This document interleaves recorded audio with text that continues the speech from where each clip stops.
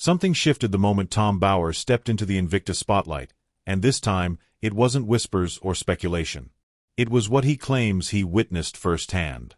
And when Meghan Markle fired back, the reaction didn't quiet the story. It amplified it. Because suddenly, everything people suspected began connecting in ways that are hard to ignore. The reaction wasn't delayed. It was immediate, sharp, and unusually aggressive. Within hours of the first excerpt surfacing, Meghan's team moved fast, issuing statements, pushing back, trying to frame the entire narrative as nothing more than obsession dressed up as journalism. But here's where things take a turn most people didn't expect. Because instead of shutting the story down, it did the exact opposite. It pushed it further into the spotlight. Because this wasn't just any author making noise from the outside. Tom Bauer wasn't speculating from a distance. He had already built a reputation on one very specific method. Find the people closest to the story, follow the discomfort, and document what others avoid. And this time, he didn't just rely on interviews. He showed up. Vancouver. Invictus Games. In person. Not announced. Not invited into the inner circle. Just there. Watching. Observing. Taking in the details most cameras don't catch. And what he describes seeing begins to explain why the response from Meghan Markle felt less like dismissal and more like damage control. Because the concern wasn't one isolated moment. It was a pattern. According to Bauer, what was supposed to be a global stage for wounded veterans slowly started feeling like something else entirely. Not overnight. Not dramatically. But subtly, consistently. Enough that even people inside the event began noticing the shift. The focus. The energy.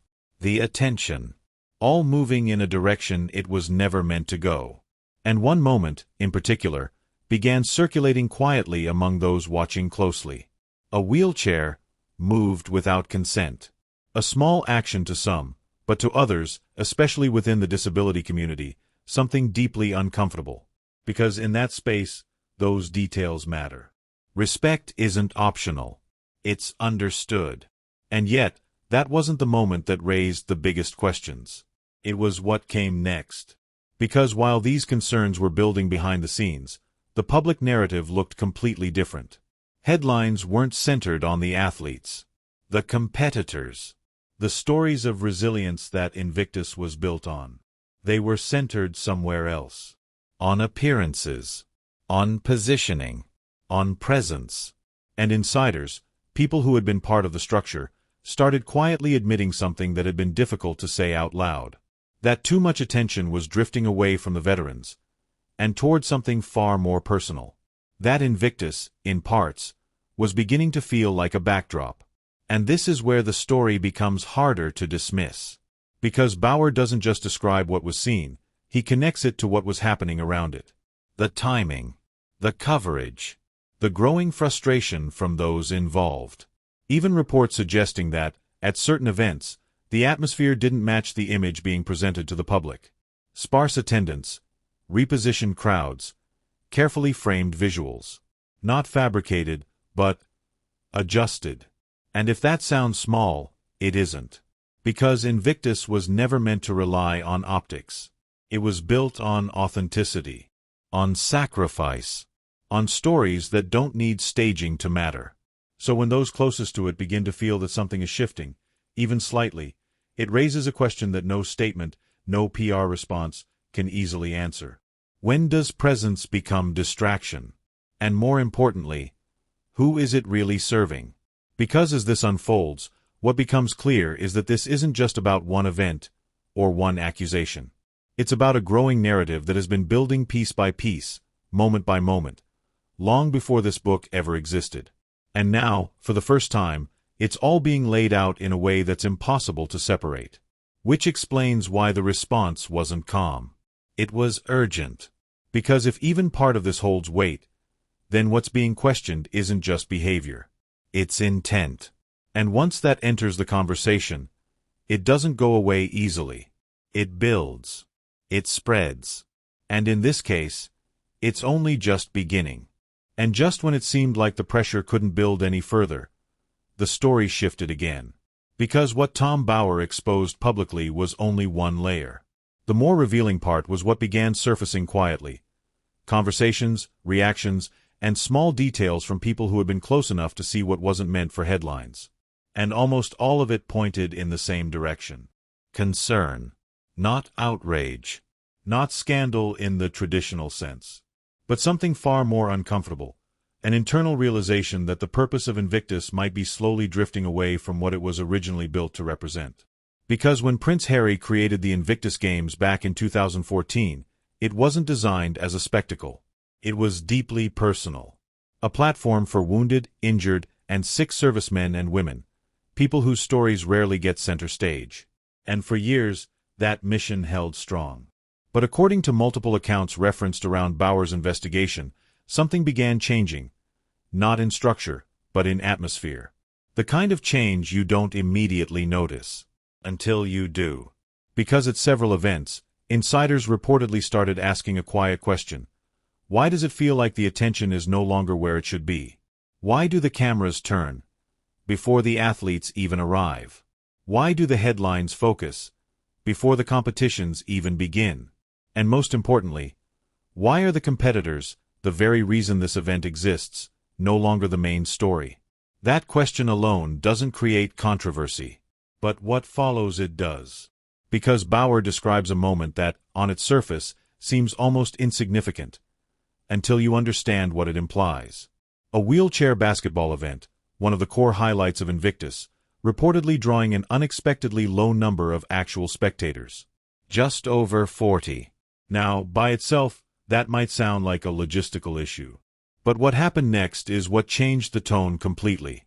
According to the claims, additional people were then positioned, carefully placed around key areas, not randomly, but deliberately, to create the appearance of a fuller, more engaged crowd, particularly in proximity to Harry and Meghan Markle. Not fake, but managed. And that distinction matters. Because Invictus was never supposed to rely on presentation. It was supposed to rely on truth.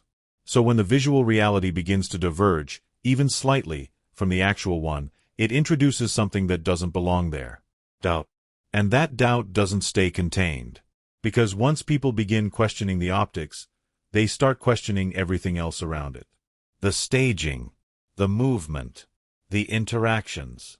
Even the smallest gestures begin to carry more weight than they should. And suddenly, moments that would normally pass unnoticed start being re-examined under a completely different lens. Like arrivals. Like entrances. Like the now widely discussed image of Harry and Meghan moving through the venue. Not walking among the athletes, not stopping within the crowd, but passing through in a way that, to some observers, felt more like a procession than participation. Again, not dramatic on its own, but layered on top of everything else. It starts to feel different. Because this is where perception becomes powerful. And perception, once it shifts, is incredibly difficult to reverse. Especially when it's reinforced by people who were actually there. Former executives, organizers, individuals who had no reason to speak, until they did. And when they did, their concerns weren't explosive. They were measured, controlled, but consistent. That the balance had changed. That too much focus was falling in one direction, and not enough in another. That something designed to elevate veterans was, in certain moments, beginning to orbit around personalities instead. And that's where this stops being about isolated incidents, and starts becoming about a pattern. Because patterns are harder to dismiss. They don't rely on one moment. They build through repetition, through alignment, through the same observation being echoed from different places, by different people who aren't connected, but are seeing the same thing. And that's exactly what makes this situation so difficult to contain. Because while Meghan Markle's response framed it as exaggeration, as narrative building, as something driven by fixation, the underlying details don't disappear. They accumulate, quietly, until they reach a point where ignoring them becomes more noticeable than addressing them. And that's the point this story is approaching. Because what started as criticism of behavior is now evolving into something more serious. A question of direction. A question of purpose. And ultimately, a question of whether something that was built for one reason is now being used for another. Because if even a fraction of these observations hold true, then this isn't just about image. It's about identity. And once that is called into question, everything connected to it becomes part of the conversation. Which is exactly why what happens next matters even more. Because the next layer of this story doesn't stay within Invictus. It moves beyond it, into something far more personal, and far more difficult to defend.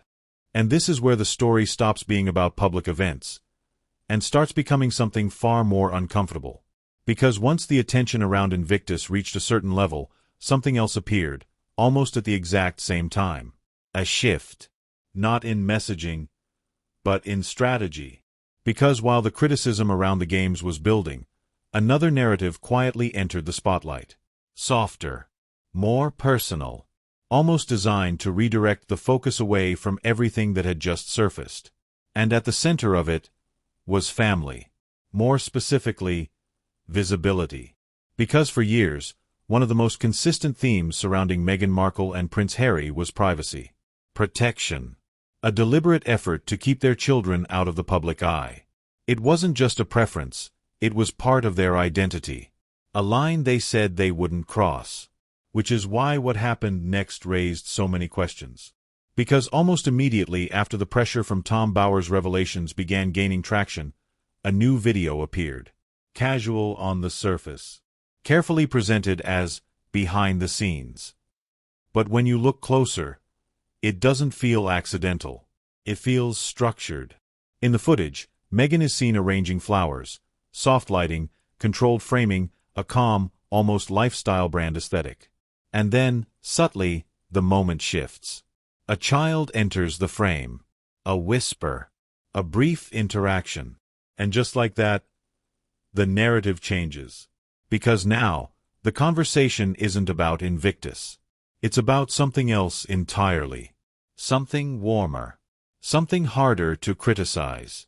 And that's exactly why it works. But here's where the details begin to matter. Because what was presented as spontaneous didn't fully align with what people started noticing.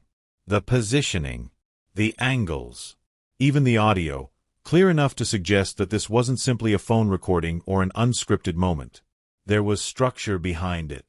Intent.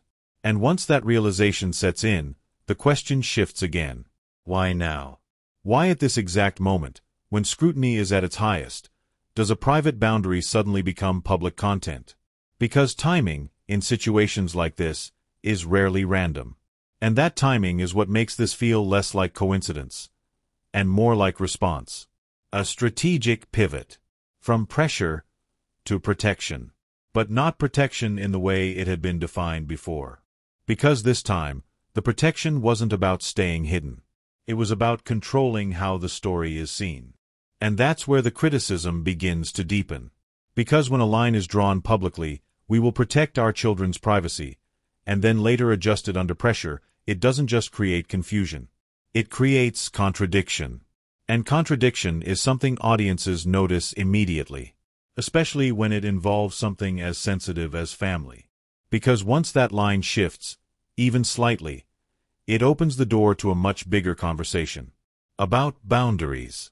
About consistency.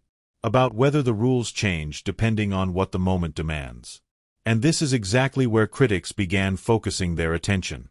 Not on the content itself, but on what it represents. Because if privacy is a principle, it remains constant. But if it becomes flexible, then it becomes something else entirely. A tool. And that's the part that's difficult to ignore. Because layered on top of everything happening, the Invictus concerns, the public response, the growing media pressure, this moment doesn't feel isolated. It feels connected. Like one move in a much larger sequence. And when you step back and look at it as a whole, the pattern becomes clearer. Pressure builds. Narrative shifts. Focus redirects. And the story moves. Just enough to change what people are talking about. But not enough to erase what came before. Because that's the part that lingers. No matter how the narrative evolves. No matter how carefully it's presented. The original questions don't disappear. They wait. And they resurface. the moment attention slips. Which brings this entire situation to a point that's much harder to navigate. Because now, this isn't just about one claim or one response. It's about trust. Public trust. And once that begins to fracture, even slightly, it changes how every future action is interpreted. Every appearance. Every statement. Every behind-the-scenes moment. Because now, people aren't just watching what's being shown. They're asking why it's being shown. And that single shift in perspective changes everything. Because from this point forward, nothing is taken at face value anymore.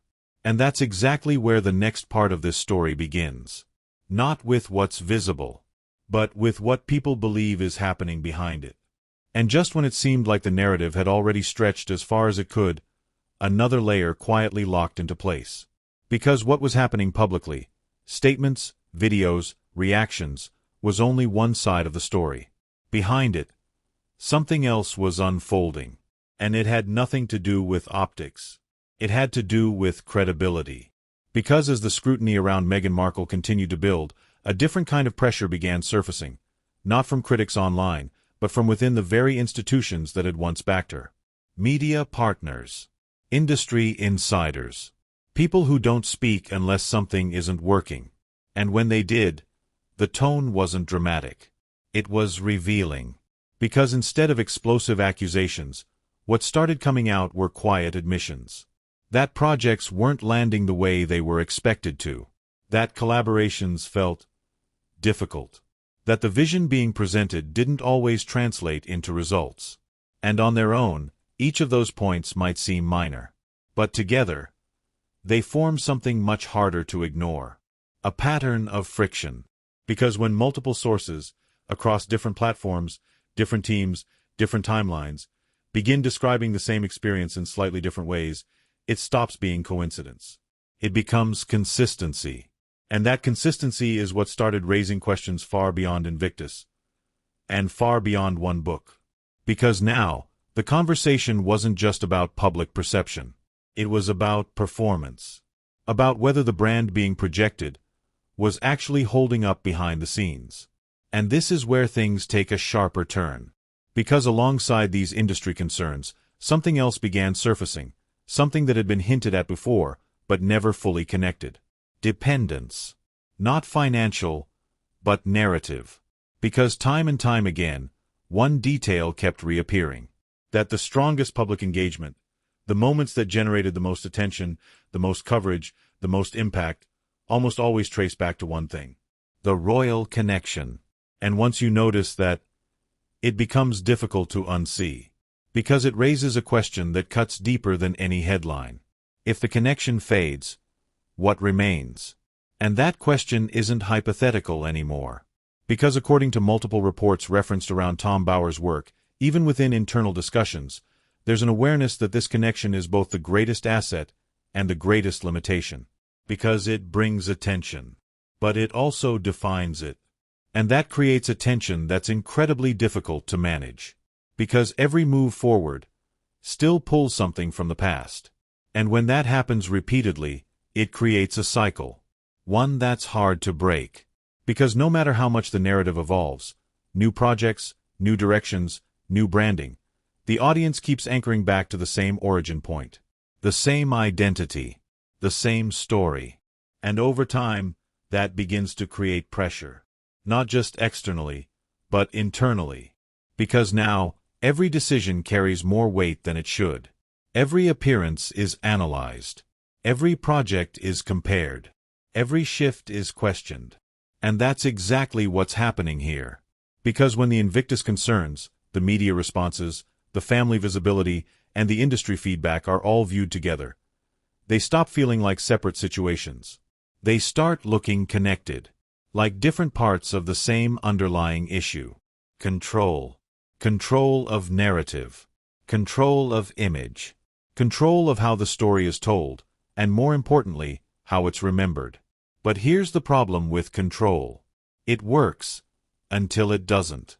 Because the moment too many variables enter the equation, too many voices, too many perspectives, too many overlapping accounts, it becomes impossible to manage everything at once. And that's when things start slipping. Not dramatically, but subtly. Inconsistencies, contradictions, moments that don't fully align. And once those begin to accumulate, they create something far more powerful than any single allegation. They create doubt. And doubt doesn't need proof to grow. It feeds on patterns, on repetition, on the feeling that something isn't quite adding up. And that's where this entire situation now stands. Not at a point of conclusion, but at a point of tension. Because the narrative is no longer being shaped from one side. It's being pulled from multiple directions at once. Public perception, media reporting, insider accounts, and personal decisions. All intersecting, all influencing how this story is being seen in real time. And the result is something that's becoming increasingly difficult to contain. Because this isn't just about what's been said. It's about what people are starting to believe. And belief, once it settles in, doesn't shift easily. Which brings everything to a critical point. Because the final question isn't about what happened. It's about what it means. And whether the image that's been carefully built over time can withstand the weight of everything now surrounding it. Because once that question is fully asked, there's no controlling the answer anymore. And now, everything converges. Not in a single moment, but in a realization. Because when you step back from all of it, the Invictus concerns, the response to Tom Bauer, the shift in narrative, the resurfacing of family visibility, the growing industry friction, you start to see something that wasn't obvious at the beginning. This was never just about one controversy. It was about direction. Because every piece of the story points to the same underlying tension, what this public identity is supposed to represent, and what it is slowly becoming. And that's where the weight of it really lands. Because Invictus wasn't just another event. For Prince Harry, it was legacy. It was purpose. It was one of the few things that stood completely independent of royal structure, media deals, or public approval. It didn't need to be marketed. It needed to be protected. Which is why even the suggestion that its focus may have shifted hits differently. Because if something that foundational can be questioned, then nothing else is completely stable. And that's exactly what makes this moment so critical. Because at the same time that Invictus is being pulled into the conversation, the broader narrative around Meghan Markle is also reaching a turning point. Not because of one accusation, but because of accumulation. Years of moments. Years of reactions. Years of patterns that, individually, could be explained, but together, start telling a different story. A story about control. About positioning. About knowing exactly when to shift the narrative. And how. But here's the reality that's beginning to surface. That strategy only works when the audience moves with you. And right now, that's no longer guaranteed. Because something has changed. The audience isn't just watching anymore. They're analyzing. They're comparing. They're remembering. And most importantly, they're connecting dots. Between what was said and what was done. Between what was promised and what was shown. Between what was protected and what was suddenly made public. And once those connections form, they don't easily break. Because now, every new move isn't viewed in isolation. It's viewed as part of a larger pattern. And that's where the real shift happens. Because this is no longer about defending one moment. It's about sustaining credibility across all of them. And that is infinitely harder. Because credibility isn't built through statements. It's built through consistency. Over time. Under pressure. And especially when it would be easier to do the opposite. So the question now isn't whether this story will fade. It's whether it will evolve. Because at this point, the narrative has already moved beyond control. It's no longer being shaped by one voice or one team. It's being shaped by everyone watching. Everyone reacting. Everyone deciding, in real time, what they believe is actually happening. And that's something no strategy can fully contain. Because once perception reaches that level, it becomes reality. And reality doesn't respond to PR. It responds to truth. Or at least, what people are convinced is true. So where does that leave this story? At a crossroads. Because from here, there are only two paths. Either everything that's being questioned begins to stabilize, through clarity, through consistency, through actions that align with what's been said. The gaps between narrative and reality continue to widen. And if that happens, it won't be one moment that defines the outcome. It will be the pattern. The same pattern that brought us here. So now, I want to hear from you. After everything that's surfaced, everything that's been said, everything that's been shown, do you think this is a misunderstanding that's been amplified? Or a pattern that's finally being seen clearly? Drop your thoughts in the comments below. Because this conversation is only getting bigger. And if you've been following this story from the beginning, you already know.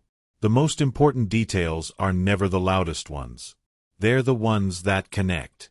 If you found this breakdown valuable, make sure to like the video, subscribe, and stay with us, because the next chapter of this story is already unfolding.